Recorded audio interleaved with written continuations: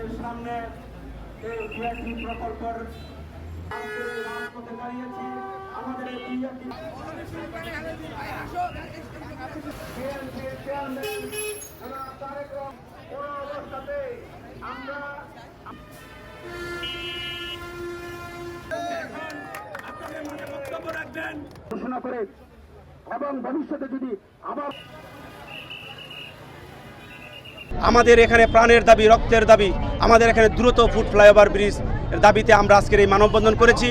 এই foot flyover bridge করার আগ পর্যন্ত আমাদের জেব্রা ক্রসিংয়ের ব্যবস্থা করতে হবে এবং আমাদের এই ট্রাফিক ব্যবস্থায় আমাদের জনগণ যাতে নির্বিঘ্নে রাস্তা পার হতে পারে সেই জন্য ব্যবস্থা করতে হবে।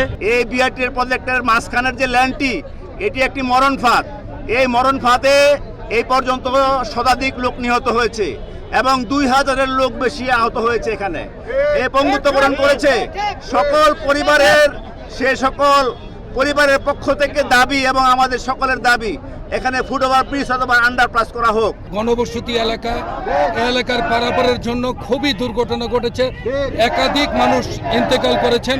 আমরা আর হারাতে চাই না, তাই আজকের এই মানববন্ধন আমাদের প্রশাসন স্বাগত সরকার আশ্বস্ত করেছেন, কথা বলবেন ঊর্ধ্বতন কর্তৃপক্ষের সাথে, 1 মাসের মধ্যে এটা করে দেবেন। আমরা বিশ্বাস করি এটা হয়ে যাবে।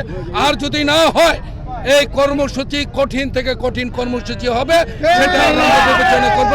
আপনাদের মাধ্যমে কর্তৃপক্ষকে অনুরোধ করবো 1 মাসের মধ্যে যেন এটা হয়ে যায়, সেই প্রত্যাশা রাখছি।